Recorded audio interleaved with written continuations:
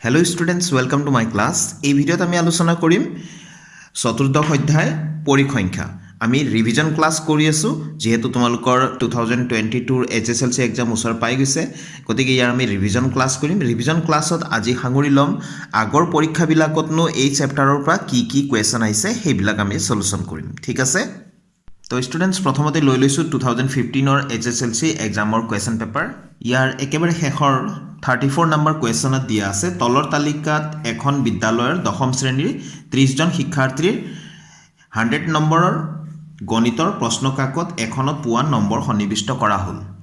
শিক্ষাৰ্থীসকলে লাভ কৰা নম্বৰৰ মাধ্য নিৰ্ণয় কৰা। শ্ৰেণী বিভাজন একেটা দিয়া আছে, শিক্ষাৰ্থীৰ সংখ্যা এইটো দিয়া আছে, তো আমি নম্বৰৰ মাধ্য নিৰ্ণয় কৰিব লাগে। তো ষ্টুডেণ্টছ প্ৰথমতে আমি এনেকৈ বনাই ল'ম শ্ৰেণী বিভাজন। প্ৰথম কলমটো, দ্বিতীয় কলমটো হৈ গ'ল শিক্ষাৰ্থীৰ সংখ্যা, FI নাম দিম, এই দুটা আমাক কলম দিয়াই থাকিব। তাৰপিছত আমি লিখিম শ্ৰেণী সূচক বা XI, যেহেতু মই এইটো প্ৰত্যক্ষ পদ্ধতিত কৰাই দিম। তোমালোকে নিশ্চয় জানা যে মাধ্য উলিওৱা পদ্ধতি হৈ গ'ল তিনিটা, প্ৰত্যক্ষ পদ্ধতি, ঢাপ বিচ্যুতি পদ্ধতি আৰু বিবেচিত মাধ্য পদ্ধতি। তো মই এইটো প্ৰত্যক্ষ পদ্ধতিতে কৰি দিছোঁ। তো এতিয়া আমাৰ এই দুটা কলমটোতো আমাক দিয়াই আছে হয়নে। তো শ্ৰেণী সূচকটো আমি কেনেকৈ উলিয়াম? শ্ৰেণী সূচক লিখিব পাৰা বা XI লিখিবা। শিক্ষাৰ্থীৰ সংখ্যা যিটো দিয়া আছে বাৰম্বাৰতাত, ইয়াতে FI আমি লিখিম, এইটোত আমি XIটো কেনেকৈ উলিয়াম? এই শ্ৰেণী বিভাজনত চাবা দুটা সংখ্যা আছে, চাবা 10ৰ পৰা 25, 10 to 25 আছে। তো এই দুটাক আমি যোগ কৰিম, 10 + 25 কৰিম। তো তাৰপিছত আমি আধা কৰি দিম, অৰ্থাৎ 2ৰে হৰণ কৰি দিম। 10 + 25 35 হ'ব। 35ৰ আধা কিমান হ'ব? 17.5। তো আমি ইয়াত লিখিম 17.5। সেইধৰণে 25 আৰু 40 এই দুটা আমি যোগ কৰিম, যোগ কৰি পেলাই আমি 2 দি হৰণ কৰিম। তো আমি পাম 32.5। তো শ্ৰেণী সূচকটো আমি সেইধৰণে উলিয়াব লাগে। এইফালে শ্ৰেণী বিভাজনত যি দুটা সংখ্যা আছে সেই দুটাক আমি যোগ কৰিম, যোগ কৰি লৈ পেলাই আমি 2 দি হৰণ কৰিম। তাৰপিছত এইকেইটা সংখ্যা আমি পাই যাম। এতিয়া নিশ্চয় বুজি পাই গৈছে FI × XI, অৰ্থাৎ FIৰ ঘৰত এইকেইটা আছে, XIৰ ঘৰত এইকেইটা আছে, আমি ডাইৰেক্ট পূৰণ কৰিলে হ'ল। ঠিক আছে, এইটো আৰু এইটো পূৰণ কৰিলে কিমান হ'ব ইয়াত লিখিম, এইটো আৰু এইটো পূৰণ কৰিলে যিমান হ'ব ইয়াত লিখিম, এইটো আৰু এইটো যিমান পূৰণ কৰিলে যিমান হ'ব এইটো ইয়াত লিখিম। সেইধৰণে বাকী আমি এনেকৈ চিধা চিধা পূৰণ কৰি পেলাই আমি লিখিম। তো ষ্টুডেণ্টছ এয়া মই লিখি দিলোঁ। এতিয়া আমি ইয়াত FI যিটো আছে ইয়াত মই লিখিছোঁ, এইটো কয় বাগৰি থকা M দেখিছা, ইয়াক কয় ছিগমা FI, অৰ্থাৎ ইয়াৰ ওপৰত যিখিনি আছে সংখ্যা, এই সংখ্যাকেইটা যোগ কৰিলে আমি ইয়াত কিমান পাম? এইটো আমি যোগ কৰি চাবা, তোমালোকে 30 পাবা। আৰু 30 জন ষ্টুডেণ্ট বুলি কোৱাই আছিলে, 30 জন ছাত্ৰ ছাত্ৰী বুলি কোৱাই আছিলে। তো ইয়াতে আকৌ ছিগমা FI XI, অৰ্থাৎ FI আৰু XI পূৰণ কৰিলে এই সংখ্যাকেইটা যে পালোঁ এইকেইটাৰ আমি যোগফলটো উলিয়াব লাগে। বাগৰি থকা এমটোৱে বুজায় যোগফল। যোগ কৰি চাবা তোমালোকে পাবা 1860.0। এতিয়া ষ্টুডেণ্টছ আমি মাধ্য উলিয়াম। মাধ্যৰ ফৰ্মুলাটো হৈ গ'ল, যিহেতু মাধ্য ইকুৱেলছ ছিগমা, এইটো আমি আগত লিখিম, যিহেতু ডাঙৰ সংখ্যা দেখিছানে, মনত ৰাখিবলৈ এনেকৈ ভাবিব পাৰা। ছিগমা FI XI লিখিলোঁ, তলত আমি ছিগমা FI লিখিম। ঠিক আছে, এইটো প্ৰত্যক্ষ পদ্ধতিত কৰি আছোঁ আমি, তো ফৰ্মুলাটো এনেকুৱা হ'ব। তো এতিয়া ছিগমা FI XI ইয়াৰ মানটো আমি লিখি দিলোঁ 1860, দশমিকৰ পিছত যিহেতু শূন্য আছে গতিকে নিলিখিলেও হ'ব, আৰু ইয়াত আছে 30। ঠিক আছে, তো আমি ছিগমা FIৰ মানটো লিখি দিলোঁ 30, 0 কাটিলোঁ, 3ৰে ইয়াক হৰণ যায়েই, 3 6 18, 3 6 গুণ 18, আৰু 6 আছে 3 2 গুণ 6, অৰ্থাৎ আমি কিমান পালোঁ? 62। এইটোৱে হৈ গ'ল আমাৰ মাধ্যটো। তো এতেকে ইয়াত লিখি দিম মাধ্য ইকুৱেলছ 62। ঠিক আছে, তো ষ্টুডেণ্টছ নিশ্চয় তোমালোকে বুজি পাইছা, একেবাৰে সহজ এইটো মাধ্য উলিওৱাটো। এই চেপ্টাৰটোৱে সহজ, ইয়াতে 5 নম্বৰ আছে, 5 নম্বৰ তোমালোকে সহজতে কেৰি কৰিব পাৰিবা। এবাৰ ষ্টুডেণ্টছ আমি HSLC 2016 কুৱেশ্যন পেপাৰখন লৈছোঁ। ইয়াত কি দিয়া আছে চাওঁ। ইয়াত দিয়া আছে তলৰ বিভাজনৰ মধ্যমা যদি 28.5 হয় তেন্তে X আৰু Y ৰ মান উলিওৱা। এখন তালিকাখন দিয়া আছে। এই কুৱেশ্যনটো তোমালোকৰ কিতাপৰ অনুশীলনীত থকা 14.3 অনুশীলনীত থকা কুৱেশ্যনটো দিয়া আছে, আমি চাওঁচোন। এই ষ্টুডেণ্টছ 332 পেজৰ অনুশীলনী 14.3ৰ কুৱেশ্যন নম্বৰ 2টোকে দিয়া হৈছিলে। এই কুৱেশ্যনটো দেখিছা নিশ্চয়। তো এই কুৱেশ্যনটো মই ইয়াত সমাধান নকৰোঁ। ঠিক আছে, তো ইয়াৰ নিচিনাই আন এটা কুৱেশ্যন দিয়া আছে 2020ৰ, সেইটো কুৱেশ্যনটো এবাৰ চাই লওঁচোন। এই ষ্টুডেণ্টছ 2020ত আহিছে, তলৰ তথ্যৰ মধ্যমা হ'ল 525, X আৰু Y ৰ মান উলিওৱা যদি মুঠ বাৰম্বাৰতা 100। তো এই কুৱেশ্যনটো আকৌ উদাহৰণত আছে। ঠিক আছে, তো উদাহৰণৰ এই কুৱেশ্যনটো আমি কৰিম। প্ৰথমতে 2017 আৰু 18ৰটো চাই লওঁ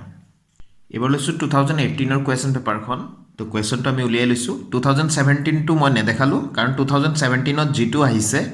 সেইটো তোমালোকৰ চিলেবাছত এবাৰ নাই গতিকে সেইকাৰণে 2017টো মই নেদেখালোঁ ঠিক আছে তো ইয়াত দিয়া আছে এবছৰত এখন চিকিৎসালয়ত ভৰ্তি হোৱা ৰোগীৰ বয়স তলৰ তালিকাত দেখুওৱা হ'ল এই তালিকাত দিয়া তথ্যৰ বহুলক আৰু মাধ্য উলিওৱা তো একেটা কুৱেশ্যনতে বহুলক আৰু মাধ্য দুইটাই আমি উলিয়াব লাগে আকৌ কৈছে দুইটা কেন্দ্ৰীয় মাপৰ তুলনা কৰা আৰু তাৎপৰ্য ব্যাখ্যা কৰা তো তুলনাও কৰিব দিছে আৰু তাৎপৰ্যটো অকমান কৈ দিবলৈ দিছে তো তালিকাখন এইখন এই কুৱেশ্যনটোকে সম্পূৰ্ণৰূপে উঠাই দিয়া হৈছে তো আমি সলিউশন কৰোঁ মাধ্য আৰু বহুলক উলিয়াব দিছে তো প্ৰথমতে মই মাধ্য উলিয়াম এই ষ্টুডেন্টস এই ধৰণে আমি লিখি লম নাম্বাৰিং বিলাক ভালকৈ লিখি লবা তোমালোকে কুৱেশ্যন নম্বৰ 34ত আছিল আনসাৰটো মাধ্য নিৰ্ণয় কৰিম বুলি লিখি ললো টেবুলটো বনাই ললো প্ৰথমটো বয়স বছৰত দিয়া আছিল ৰোগীৰ সংখ্যা আমি FI বুলি লিখিম দ্বিতীয় এই কলমটো তো ইয়াতে আমি যিবিলাক দিয়া আছে আমি লিখি ললো XI টো আমি কেনেকৈ নিৰ্ণয় কৰিম ইয়াৰ আগৰ কুৱেশ্যনত তোমালোকক মই দেখাই দিছিলো আমাৰ ইয়াত যি দুটা সংখ্যা দি আছে এই দুটা সংখ্যাক আমি যোগ কৰি 2 দি হৰণ কৰিম নহয় জানো তো 5 + 15 হৈ যাব 20 ক আমি 2 ৰে হৰণ কৰিলে আমি পাওঁ 10 সেই ধৰণে বাকি কেটাকো আমি কৰিম তো ইয়াতে 20 পাম এই দুটা যোগ কৰি পেলাই 2 দি হৰণ কৰিলে আমি পাম 30 তাৰছত আমি 40 পাম 50 পাম 60 পাম এই ধৰণে ঠিক আছে তোমালোকে কৰি চাবা সোৱাচোন 55 আৰু 65 যোগ কৰি 2 দি হৰণ কৰা তুমি 60 পাবা হয়নে তাৰছত FI XI টো মানে কি এই তৃতীয় লাইনটোক আমি শ্ৰেণী সূচক বুলি লিখিছো ইয়াক আমি XI আমি ব্ৰেকেটত লিখিম বা ডাইৰেক্ট XI বুলি লিখিলে হ'ল শ্ৰেণী সূচক নিলিখি তো এইটো আৰু এইটো আমি পূৰণ কৰিম আমি কৰি আছো প্ৰত্যক্ষ পদ্ধতিৰে মাধ্য নিৰ্ণয় কৰি আছো তো আমি পূৰণ কৰিম কিমান হ'ব 60 হ'ব হয়নে এই দুটা পূৰণ কৰিলে 11 দুগুণ 22 220 হ'ব সেই ধৰণে বাকি কেটা মই কৰি দিছো এই ষ্টুডেন্টস মই দেখাই দিলো আমি এইকেটা পূৰণ কৰি এইটো পালো এইকেটা পূৰণ কৰি এইটো পালো এইকেটা পূৰণ কৰি এইটো পালো এই দুটা পূৰণ কৰি এইটো পালো এনেকৈ আমি নিৰ্ণয় কৰিব লাগে তাৰ পিছত আমি FI যিটো আছে ইয়াত আমি মুঠ উলিয়াব লাগে তো সিগমা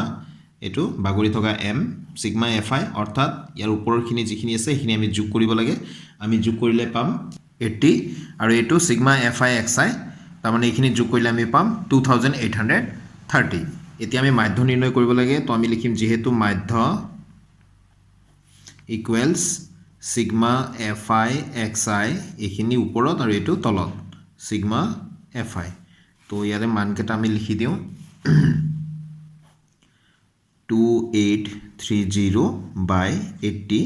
এটো কাটি দিলো 8 ৰে 283 ক ডিভাইড কৰিবা তুমি পাবা দশমিকৰ পিছত দুটা ললেই হ'ল 35.37 এটো আমি পাই গলো এতেকে এটো যেহেতু লিখিছিল ইয়াত লিখিম মাধ্য বয়স বছৰ ইমান বছৰ ঠিক আছে দশমিকৰ পিছত দুটা ললেই হ'ল তিনিটা পাব পৰা তোমালোকে দশমিকৰ পিছত দুটা লবা 35.37 বছৰ ইয়াৰ পিছত ষ্টুডেন্টস আমি বহুলক নিৰ্ণয় কৰিম একেখিনি তথ্যৰ গতিকে বহুলকৰ ফৰ্মুলাটো তোমালোকে ভালকৈ জানি ল'ব লাগিব L + F1 - F0 by twice F1 minus twice F1 minus F0 minus F2 এটো গুটেখিনিৰ লগত h এটা আমি পূৰণ কৰিম ঠিক আছে এই ফৰ্মুলাটো আমি মনত ৰাখিব লাগিব এতিয়া এই F1 F0 বা L H F2 এগেটানো কি হয় কোন পিছত আমি কৰিলে তোমালোকে একেবাৰে সহজতে বুজি পাবা ঠিক আছে ষ্টুডেন্টস মনত ৰাখিবা বহুলক নিৰ্ণয় কৰিবলৈ হলে আমি তালিকাখন বনাব নালাগে যেটো প্ৰশ্ন দি আছে এই তালিকাখন আমি ভালকৈ আমি লক্ষ্য কৰিম যে ইয়াতে আটাইতকৈ বেছি বাৰংবাৰতা কোনটো আছে ইয়াত চোৱাচোন বাৰংবাৰতা মানে এই দ্বিতীয় লাইনটো তো ইয়াতে 23 টো আছে হাইয়েস্ট আটাইতকৈ বেছি আছে 23 গতিকে এইটোৱে হৈ গল আমাৰ মেইন আমি লক্ষ্য কৰিবলগীয়া তো আমাৰ বহুলক শ্ৰেণীটো হৈ যাব এইটো 35 ৰ পৰা 45 বহুলক শ্ৰেণী 35 ৰ পৰা 45 তো F1 বুলি যেটো কৈছিলো F1 টো হৈ গল এই 23 টো F0 বা F0 টো হৈ গল তাৰ আগৰটো আৰু F2 বুলি কৈছিলো তাৰ পিছৰটো অৰ্থাৎ 14 F0 মানে 21 F1 মানে 23 নিজৰটো আৰু F2 মানে হৈ গল তাৰ পিছৰটো 14 ঠিক আছে এতে L বুলি যে কৈছিলো L টো হৈ গল এটো 35 ঠিক আছে বহুলক শ্ৰেণীটো আছিল 35 ৰ পৰা 45 কিয়নো 23 আছে ইয়াতে হাইয়েস্ট তো 35 টো হৈ গল L এতিয়া আমি ডাঙৰটোৰ পৰা সৰুটো যদি মাইনাস কৰি দিও আমি কিমান পাও 10 পাম হেটো হৈ গল আমাৰ H ঠিক আছে তো স্টুডেন্টস আমি লিখি ললো বহুলক নিৰ্ণয় বুলি আমি লিখিলো যেহেতু উচ্চতম বাৰম্বাৰতা 23 এতেকে বহুলক শ্ৰেণীটো হ'ল 35 ৰ পৰা 45 এতিয়া স্টুডেন্টস আমি লিখিম ইয়াত L অৰ্থাৎ L মানে হৈ গ'ল বহুলক শ্ৰেণীৰ নিম্ন সীমা বহুলক শ্ৰেণীটো এইটো নিম্ন সীমাটো কিমান 35 টো আমি লিখিম তাৰ পিছত আমাৰ h অৰ্থাৎ 45 ৰ পৰা 35 মাইনাস কৰা আমি পাম 10 ঠিক আছে তাৰ পিছত আমি লিখিব লাগে বহুলক শ্ৰেণীৰ নিজৰ বাৰম্বাৰতা অৰ্থাৎ নিজৰটো f1 আসলে 23 f0 তো হৈ গ'ল বহুলক শ্ৰেণীৰ আগৰ শ্ৰেণীৰ বাৰম্বাৰতা 23 ৰ আগৰ বাৰম্বাৰতাটো আসলে 21 ঠিক আছে তাৰ পিছত আমি লিখিব লাগে f2 মানে হৈ গ'ল বহুলক শ্ৰেণীৰ পিছৰ শ্ৰেণীৰ বাৰম্বাৰতা অৰ্থাৎ যেটো 23 ৰ পিছত আসলে 14 তো আমি 14 টো লিখিলো যিকেটা লাগে আমি গুটেকেটা লিখি ললো তো আমি লিখিম এতিয়া ফৰ্মুলাটো যেহেতু বহুলক ফৰ্মুলাটো অকমান আগতে মই দেখাইছিলো L plus f1 minus f0 তলত লিখিম 2f1 minus f0 minus f2 ঠিক আছে এইখিনিৰ পৰা এইখিনি লৈ যিখিনি আছে গুটেখিনি লগত h2 পূৰণ হ'ব তো এটো আছিল বহুলকৰ ফৰ্মুলাটো এতিয়া জাস্ট আমি গুটেখিনি মানকেটা আমি পাতি দিলে হল ওপৰত লিখা আছে মানকেটা তো ইয়াত আছিল 35 L ৰ মান তো এতিয়া f1 ৰ মান আছিল 23 minus f0 অর্থাৎ f0 তার মান আসলে 21 পাতি দিলু 2 into f1 মানে 23 minus f0 মানে 21 আসলে আকো minus f2 মানে আসলে 14 তো গুটেখিনি পাতিলু into h মানে আসলে 10 হয়নে গুটেখিনি মান পাতি দিলু এতিয়া ধুনিয়াকৈ হিসাবখিনি কৰিলে হল 35 plus 23 पर 21 গলে আমি পাও 2 এটু পালো 46 মাইনাস এই দুটা আমাৰ দুইটা যেহেতু ঋণাত্মক আছে টোটাল হৈ গল 35 আৰু ইনটু এটু 10 টো ইয়াতে লিখি দিব পাৰো আমি ঠিক আছে তো এতিয়া এটু 35 টো এনেকৈ থাকক তাৰপিছত ইয়াৰ পৰা পালো আমি 11 46 minus 35 11 পাম এটু আমি পালো 20 এতিয়া 35 plus 11 দি 20 হৰণ কৰি দিয়া পাবা প্ৰায় 1.8 ঠিক আছে দশমিকৰ পিছত এটা ললে হল তো 35 plus 1 এটো হল 36 আৰু 0.8 আছে 0.8 তো এতেকে বহুলক আমি পালো 36.8 বছৰ ঠিক আছে মাধ্য বয়সটো পাইছিলো আমি 35.37 বছৰ তো স্টুডেন্টস আমি শেষত সামৰণিটো এই ধৰণে লিখি দিম এতেকে চিকিৎসালয়ত ভৰ্তি হোৱা ৰোগীসকলৰ গড় বয়স 35.37 বছৰ আৰু বেছিভাগ ৰোগীৰে বয়স 36.8 বছৰ এটা কথা মন কৰিবা যেটো আমি মাধ্য উলিয়াও মাধ্য মানে হৈ গল গড় ঠিক আছে এভাৰেজ বুলি যেটো ইংলিছত কয় মাধ্য মানে হৈ গল গড় তো আমাৰ মাধ্য পাইছিলো 35.37 বছৰ গতিকে আমি ইয়াত লিখিম চিকিৎসালয়ত ভৰ্তি হোৱা ৰোগীসকলৰ গড় বয়স যিমান ৰোগী ভৰ্তি হৈছিল গুটেখিনিৰে গড় বয়স যদি উলিয়াও 35.37 বছৰ ঠিক আছে আকো আমি যদি চাও যদি গুটেখিনি ৰোগীসকলৰ ভিতৰত বেছিভাগ কোন বয়সৰ ৰোগী আহিছিল বুলি কলে আমি বহুলকৰ পৰা সেই আনসাৰটো পাম বেছিভাগ ৰোগীৰ বয়স 36.8 বছৰ ঠিক আছে তো নিশ্চয় বুজি পাইছা আমি নেক্সট কোৱেশ্যনলৈ যাও এবাৰ লৈছো স্টুডেন্টস 2019 ৰ কোৱেশ্যন পেপাৰখন ইয়াত দিয়া আছে তলৰ তালিকাত 30 জন ছাত্ৰই পৰীক্ষাত গণিতত পোৱা নম্বৰ দিয়া হৈছে এই তথ্যৰ বহুলক নিৰ্ণয় কৰা তো তথ্যটো এয়া ইয়াৰ আমি বহুলক নিৰ্ণয় কৰিব লাগে একেবাৰে সহজ ইয়াৰ আগতে আমি যেনেকৈ কৰিলো তেনেকৈ আমি কৰিম ঠিক আছে তো ইয়াতে ভালকৈ লক্ষ্য কৰা হাইয়েস্ট বাৰম্বাৰতা আছে এটো 7 দেখিছা নিশ্চয় 7 টো আছে হাইয়েস্ট তেনেহলে আমাৰ বহুলক শ্ৰেণীটো হৈ যাব 40 ৰ পৰা 55 হয়নে 40 ৰ পৰা 55 টো হৈ গল আমাৰ বহুলক শ্ৰেণী তো আমাৰ বহুলক শ্ৰেণীৰ নিজৰ বাৰম্বাৰতা অৰ্থাৎ f1 টো হৈ গল 7 f0 ইয়াৰ আগৰ শ্ৰেণীৰ বাৰম্বাৰতা তো হৈ গল এটো 3 আকো f2 অৰ্থাৎ ইয়াৰ পিছৰ শ্ৰেণীৰ বাৰম্বাৰতা হৈ গল 6 তো একেটা আমাক লাগে f1 হৈ গল 7 f0 হৈ গল 3 আৰু f2 হৈ গল 6 এতিয়া বহুলক শ্ৰেণীটো যেহেতু 40 ৰ পৰা 55 আছিল তো ইয়াতে l হৈ গল বহুলক শ্ৰেণীৰ নিম্ন সীমা শ্ৰেণীটো হৈ গল 40 ৰ পৰা 55 নিম্ন সীমা হৈ গল l2 হৈ গল 40 l ৰ মান হৈ গল 40 h ৰ মান কিমান ইয়াতে তো 55 ৰ পৰা 40 মাইনাস কৰিলে 15 পাম তো 15 অৰ্থাৎ 15 হৈ গল h ৰ মান তো স্টুডেন্টস আমি লিখি ললো যেহেতু উচ্চতম বাৰম্বাৰতা 7 এতেকে বহুলক শ্ৰেণীটো হ'ব 40 ৰ পৰা 55 তো ইয়াত l হৈ গল 40 আকৌ h হৈ যাব 55 ৰ পৰা 40 মাইনাস কৰিলে আমি পাম 15 আকৌ f1 হৈ গ'ল 7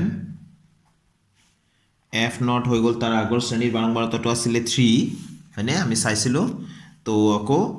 f0 তাৰপিছত f2 হৈ গ'ল 6 তাৰ পিছৰ শ্ৰেণীৰ বাৰম্বাৰতা তো আমি গোটেইখিনি যি লাগে গোটেইখিনি পাই গ'লোঁ ফৰ্মুলাটো লিখিম যিহেতু বহুলক মানে হৈ গ'ল l plus f1 minus f0 কৰোঁতে তোমালোকৰ মনত থাকি যাব twice f1 minus f0 minus f2 এইখিনিৰ লগত আমি h2 পূৰণ কৰিব লাগে হ'লনে এতিয়া মানকেইটা আমি পাতি দিম l মানে কিমান আছিলে 40 পাতি দিলোঁ তাৰপিছত ওপৰত f1 মানে আছিলে 7 মাইনাছ f0 মানে আছিলে 3 তো আকৌ 2 ইনটু f1 আছে f1 মানে 7 মাইনাছ f0 মানে আছিলে 3 মাইনাছ f2 মানে আছে 6 হয়নে এইটো পাতি দিলোঁ ইনটু h মানে কিমান আছিলে 15 তো 15 টো পাতি দিলোঁ ঠিক আছে এতিয়া আমি হিচাপটোহে কৰিব লাগে তো এইটো 40 plus 7 minus 3 is 4 7 to 14 minus এইটো মাইনাছ মাইনাছত আমাৰ কিমান হৈ গ'ল 9 ইনটু 15ত আমি 15 টো ওপৰতে লিখি দিওঁ ঠিক আছে তো এইটো 42 যেনে আছে তেনেকৈ থাকক তাৰপিছত 14ৰ পৰা 9 গ'লে আমি কিমান পাওঁ 5 পাম তাৰপিছত ইয়াতে 4 ইনটু 15 আছিলে পূৰণ নকৰোঁ বাৰু কাটিবলৈ সুবিধা হ'ব 5 3 গুণ 15 ঠিক আছে তো এইটো 40 হৈ গ'ল প্লাছ 3 4 গুণ 12 তো আমি কিমান পালোঁ এইটো 52 ঠিক আছে তো আমি শেষত লিখি দিম এতেকে বহুলক এইটো 52 পালোঁ তো এইটো হৈ গ'ল আনসাৰ তো এইবাৰ লৈছোঁ আমি 2020 কুৱেশ্যন পেপাৰখন ইয়াত দিয়া আছে অকণমান সময় আগতে আমি চাইছিলোঁৱে যে তলৰ তথ্যৰ মধ্যমা হ'ল 525 আমাক দিয়া আছিলে x আৰু y ৰ মান উলিওৱা যদি মুঠ বাৰম্বাৰতা 100 হয় তো এইখিনি তথ্য দিয়া আছে ইয়াৰ পৰা আমি x আৰু y ৰ মানটো উলিয়াব লাগে এই কুৱেশ্যনটো ষ্টুডেণ্টছ ইয়াত তোমালোকৰ 330 নম্বৰ পেজত থকা উদাহৰণ নম্বৰ 8টোৱে দিয়া হৈছিলে তাত অকণমান আচলতে ভুলকৈ আছিলে তো ইয়াতে এই কুৱেশ্যনটো স্পষ্টকৈ দেখা পাই আছা এই উদাহৰণটোকে উঠাই দিয়া হৈছিলে তলৰ তথ্যৰ মধ্যমা 525 ইয়াৰ পৰা x আৰু y ৰ মান উলিওৱা যদি মুঠ বাৰম্বাৰতা 100 হয় তাৰমানে মুঠ বাৰম্বাৰতা মানে ইয়াতে 100 শেষত থাকিব লাগে ঠিক আছে 100 টো লিখি দিয়াৰ কাৰণ আছে ষ্টুডেণ্টছ এইটো চোৱা 14.3 অনুশীলনীৰ 2 নম্বৰ কুৱেশ্যনটোত ইয়াতে মুঠ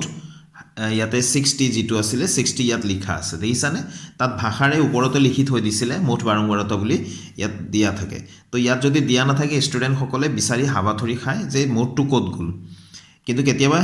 এনেকৈ লিখা থাকিব পাৰে কেতিয়াবা নাথাকিব পাৰে নাথাকিলে ক'ৰবাত নহয় ক'ৰবাত প্ৰশ্নত উল্লেখ কৰা থাকিব ঠিক আছে সেইকাৰণে দুটা কুৱেশ্যনে মই কম্পেয়াৰ কৰি দেখালোঁ এতিয়া আমি সেই কুৱেশ্যনটোকে কৰোঁ আহা এতিয়া ষ্টুডেণ্টছ আমি মধ্যমাৰ কাৰণে প্ৰয়োজন হোৱা তালিকাখন আমি বনাই ল'ম এয়া দেখিছা তোমালোকে শ্ৰেণী অন্তৰাল বাৰম্বাৰতা আৰু সঞ্চয়ী বাৰম্বাৰতা তিনিটা কলমৰ এখন তালিকা বনাই ল'বা আৰু শ্ৰেণী অন্তৰালত যি দিয়া আছে এনেকৈ তুলি ল'বা তোমালোকে ঠিক আছে সেই ধৰণে বাৰম্বাৰতাত যি দিয়া আছে গোটেইখিনি তুলি ল'ম আমি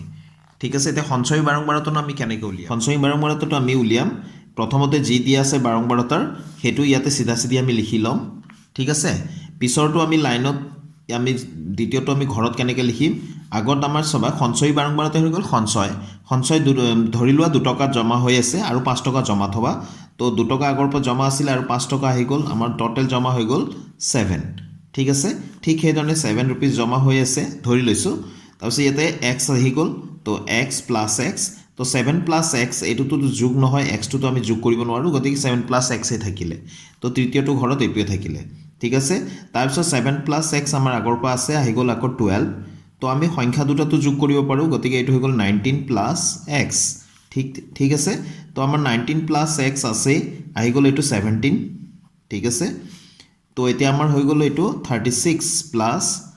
x তো 36 প্লাছ x ইয়াতে আমি টানি আনিম আৰু কিমান আছে 20 তো 20 যোগ হৈ যাব এতিয়া সংখ্যা দুটা যোগ কৰিব পাৰোঁ তো আমাৰ হৈ যাব এইটো 56 প্লাছ x তো ইয়াতে 56 প্লাছ x আগৰ পৰা আছিলে আকৌ এবাৰ আহি গ'ল y তো এইটোতো আমি যোগ কৰিব নোৱাৰোঁ এনেকৈ এৰি থম আমি ঠিক আছে তো 56 প্লাছ x প্লাছ y আৰু ইফালে 9 আছে তো 9 টো আহি গ'ল প্লাছ কৰিম আমি কিমান হৈ যাব 65 প্লাছ x প্লাছ y হয়নে তো 65 প্লাছ x প্লাছ y আকৌ 7 আহি গ'ল ইয়াতে তো আহি গ'ল আমাৰ 72 প্লাছ x প্লাছ y ঠিক আছে তো 72 প্লাছ x প্লাছ y আছিলে আহি গ'ল এবাৰ 4 তো সংখ্যা দুটা আমি যোগ কৰিব পাৰোঁ তো আমাৰ কিমান হৈ যাব 76 প্লাছ এক্স প্লাছ ৱাই তো এই যোগকেইটা এনেকৈ কৰি নেদেখালে হ'ল ডাইৰেক্ট এইকেইটা লিখিলেই হ'ল ঠিক আছে এইকেইটা ডাইৰেক্ট লিখিলেই হ'ল এইখিনি যোগ কৰি যে দেখাবই লাগিব সেইটো কথা নাই ডাইৰেক্ট তোমালোকে যদি বুজি পোৱা ডাইৰেক্ট কৰিলেই হ'ল তো মুঠ আমি ইয়াত কি লিখিম বাৰংবাৰতা মুঠ বাৰংবাৰতা আমাক দিয়া আছিলে প্ৰশ্নত চাবা 100 মুঠ বাৰংবাৰতা 100 বুলি দিয়া আছে এটা কথা মন কৰিবা ষ্টুডেণ্টছ যেতিয়া আমি মধ্যমা আমি কৰি থাকোঁ মধ্যমাৰ যিটো মুঠ বাৰংবাৰতা যিটো মুঠ হয় সঞ্চয়ী বাৰংবাৰতাৰ একেবাৰে শেষৰ যিটো ৰিজাল্ট ওলাব সেইটোৰ সৈতে কিন্তু সমান হয় সেইকাৰণে আমি লিখিম ইয়াত শেষৰটো কি ওলাইছে 76 প্লাছ এক্স প্লাছ ৱাই এইটো সমান কিমান লিখিম এই মুঠ বাৰংবাৰতা যিমান আছিলে সিমান লিখিম ঠিক আছে তো এই 100টো ক'ত দিয়া আছিলে প্ৰশ্নত দিয়া আছে চাবা মুঠ বাৰংবাৰতা বুলি তো ইয়াৰ পৰা আমি x প্লাছ y ইকুৱেলছ 100 এই 76 ইফালে লৈ গ'লোঁ মাইনাছ 76 হ'ব তো ইয়াৰ পৰা x প্লাছ y ইকুৱেলছ কিমান পাম আমি 24 এইটোক নাম্বাৰ এটা দি থৈ দিম আমাৰ পিছত কামত আহিব ঠিক আছে আকৌ ইয়াত n ইকুৱেলছ 100 nটোৱে বুজায় মুঠ বাৰংবাৰতা কিমান আছে 100 আমাক লাগিব ফৰ্মুলাত n/2 তো n/2 মানে 100ৰ যিটো nৰ মান আছিলে তাৰ আধা আৰু তো 100ৰ আধা মানে 2 দি হৰণ কৰিম কিমান পাম আমি 50 ঠিক আছে তো দিয়া আছে আকৌ দিয়া আছে মধ্যমা আমাক দিয়া আছিলে কিমান দিয়া আছিলে মধ্যমা প্ৰশ্নত চাবা তোমালোকে 525 দিয়া আছিলে ঠিক আছে উদাহৰণ 8 330 নম্বৰ পেজত চাবা সেই কুৱেশ্যনটোৱে হয় মধ্যমা আমাক দিয়া আছে 525 যদি 525 মধ্যমা হয় আমাৰ মধ্যমা শ্ৰেণীটো কোনটো হ'ব আমি কেনেকৈ উলিয়াম আমি আকৌ তালিকাখনলৈ আহিলোঁ ইয়াত ভালকৈ লক্ষ্য কৰা আমাৰ মধ্যমা দিয়া আছিলে 525 তো 525টো আমাৰ এই 500 আৰু 600ৰ মাজতে পৰে হয়নে গতিকে এইটো হৈ গ'ল মধ্যমা শ্ৰেণী গতিকে এই গোটেই ঘৰটো আমাৰ অতিকৈ প্ৰয়োজনীয় মই দাগ দি থলোঁ ঠিক আছে তো মধ্যমা শ্ৰেণীটো 500ৰ পৰা 600 ইয়াৰ আগতে ষ্টুডেণ্টছ মই মধ্যমা উলিওৱা সূত্ৰটো মই দেখাই দি আছোঁ মধ্যমাৰ সূত্ৰটো হৈ গ'ল চাবা মধ্যমা উলিওৱা সূত্ৰটো L প্লাছ ইয়াতে n/2 minus CF/F into H এইটো আমি মনত ৰাখিব লাগিব আমি নজনা বস্তু কি থাকিব L থাকিব F থাকিব n/2 CF থাকিব আৰু H CFটোৱে সঞ্চয়ী বাৰংবাৰতা বুজাব ঠিক আছে তো এই ফৰ্মুলাটো আমি জানিবই লাগিব তো ষ্টুডেণ্টছ যেহেতু মধ্যমা শ্ৰেণীটো 500ৰ পৰা 600 এতেকে ইয়াতে L হৈ যাব নিম্ন সীমা যিটো 500টো হৈ গ'ল নিম্ন সীমা H মানে হৈ গ'ল দুইটাৰ পৰা ডিফাৰেন্সটো 100 ইয়াতে আমি পাম H টো 100 n/2 টো আমি উলিয়াই থৈছোঁ হয়নে CF মানে হৈ গ'ল মধ্যমা শ্ৰেণীৰ আগৰ শ্ৰেণীৰ বাৰংবাৰতা তো মধ্যমা শ্ৰেণীটো আকৌ এবাৰ চাই লওঁ তো আমি মধ্যমা শ্ৰেণীটো দাগ দি থৈছিলোঁ 500ৰ পৰা 600 তো ইয়াৰ CFটো আছিলে 56 প্লাছ এক্স কিন্তু এইটো নহয় ইয়াৰ আগৰ শ্ৰেণীৰ CFটো লাগিব মন কৰিবা CFটো সদায় আগৰ শ্ৰেণীৰ CFটো লাগিব 36 প্লাছ এক্স ঠিক আছে আকৌ বাৰংবাৰতাটো আকৌ নিজৰ লাগিব 20 তো CFটো আমি কি লিখিম 36 প্লাছ এক্স আগৰ শ্ৰেণীৰ সঞ্চয়ী বাৰংবাৰতা আকৌ F হৈ গ'ল নিজৰ বাৰংবাৰতাটো কিমান আছিলে 20 মই কৈছিলোঁ 20 বুলি তো আমাক যি লাগে গোটেইখিনি আমি লৈ ল'লোঁ তো ষ্টুডেণ্টছ এতিয়া আমি গোটেইকেইটা মান পাতি দিম এতিয়া মধ্যমাত আমাৰ কিমান আছিলে 525 আমাক দিয়া আছিলে মধ্যমাটো L মানে আমাৰ আমি পাইছিলোঁ L টো পাইছিলোঁ 500 তো 500 লিখি ল'লোঁ আকৌ n/2 মানে পাইছিলোঁ 50 লিখি ল'লোঁ মাইনাছ CFটো আছিলে মাইনাছ আছে যিহেতু আমি ব্ৰেকেট দিম 36 প্লাছ এক্স আছিলে CFটো F মানে আছিলে 20 এইখিনি লিখি ল'লোঁ তো এইখিনি ইনটু H আছে বাহিৰত H আছিলে 100 তো 100 লিখি ল'লোঁ তো ষ্টুডেণ্টছে কোনখিনিত ভুল কৰে মই দেখাই দি আছোঁ এই যে ইয়াতে মাইনাছৰ পিছত যে এই ব্ৰেকেটটো দিব লাগে এইটো ব্ৰেকেটটো বহুত ষ্টুডেণ্টে সাধাৰণতে ভুল কৰে এইটো নিদিয়ে গতিকে মন কৰিবা মাইনাছ আছে যিহেতু আমি ব্ৰেকেট দিবই লাগিব ঠিক আছে এতিয়া আমি কৰি যাওঁ গোটেইকেইটা মান পাতি ল'লোঁ তো এতিয়া এই 500 যিটো আছে প্লাছ হৈ আছিলে 500টোক সাইড চেঞ্জ কৰি লৈ আহিলোঁ তো 525 মাইনাছ 500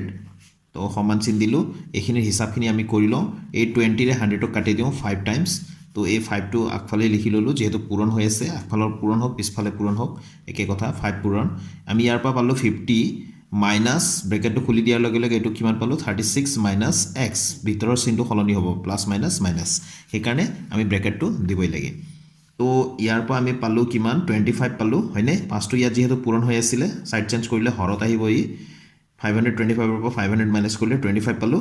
এই পাঁচটো তললৈ আহি গ'ল ইয়াৰ পৰা 50 পৰা 36 মাইনাছ কৰিলোঁ কিমান পালোঁ আমি 14 পাম হয়নে আৰু মাইনাছ এক্স তো 14 মাইনাছ এক্স তো 5ৰে 25 হৰণ কৰিলে 5 পালোঁ 14টো আমি ছাইড চেঞ্জ কৰিলৈ আহিলোঁ মাইনাছ 14 হ'ল এইফালে মাইনাছ এক্সটো থাকিল হ'লনে তো ইয়াতে আমি পালোঁ মাইনাছ 9 ইকুৱেলছ মাইনাছ এক্স তো মাইনাছ মাইনাছ দুইফালে কেঞ্চেল এতেকে এক্স ইকুৱেল কিমান পালোঁ 9 পালোঁ হয়নে এক নম্বৰ সমীকৰণটো যে আমি বনাই থৈছিলোঁ 1ৰ পৰা এতিয়া আমি এক্সৰ মানটোতো আমি পালোঁৱে ৱাইৰ মান পাব লাগিব এতিয়া এছ ৱাই ষ্টুডেণ্টছ এক নম্বৰ সমীকৰণটো আমি বনাই থৈছোঁ ইয়াতে এক্সৰ মানটো এতিয়া পাতি দিম তো লিখি দিলোঁ এছ ৱা 9 প্লাছ ৱাই ইকুৱেলছ 24 এক্সৰ ঠাইত আমি 9টো পাতি দিলোঁ 9ৰ মান এক্সৰ মান যিহেতু পাই গৈছোঁ তো ৱাই ইকুৱেলছ কিমান হ'ব 24 মাইনাছ 9 ঠিক আছে তো দেয়াৰ ফ'ৰ ৱাই ইকুৱেলছ কিমান পালোঁ 15 এইটো হৈ গ'ল আমাৰ আনচাৰ এক্স পালোঁ 9 ৱাই পালোঁ 15 তো ষ্টুডেণ্টছ চেপ্টাৰ 15ৰ যিখিনি কুৱেশ্যন HSLCত আহিছিলে 2015ৰ পৰা 2020 লৈকে গোটেইখিনি কভাৰ কৰি ল'লোঁ আশা কৰোঁ এই ভিডিঅ' তোমালোকক সহায় কৰিব প্ৰিপেৰেশ্যনত তেনেহ'লে আজিৰ ভিডিঅ'টো মই ইয়াতে সামৰিছোঁ ষ্টুডেণ্টছ নেক্সট ভিডিঅ'ত আকৌ লগ পাম নতুন কুৱেশ্যনৰ চলুচনৰ সৈতে থেংক ইউ ষ্টুডেণ্টছ কিপ ৱাচিং মাই চেনেল